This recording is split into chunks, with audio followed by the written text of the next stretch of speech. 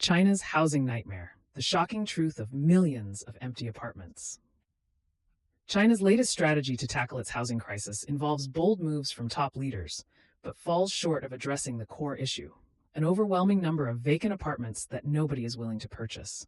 This vast surplus of housing highlights the deep rooted challenges facing the country's real estate market, suggesting that more comprehensive solutions are essential.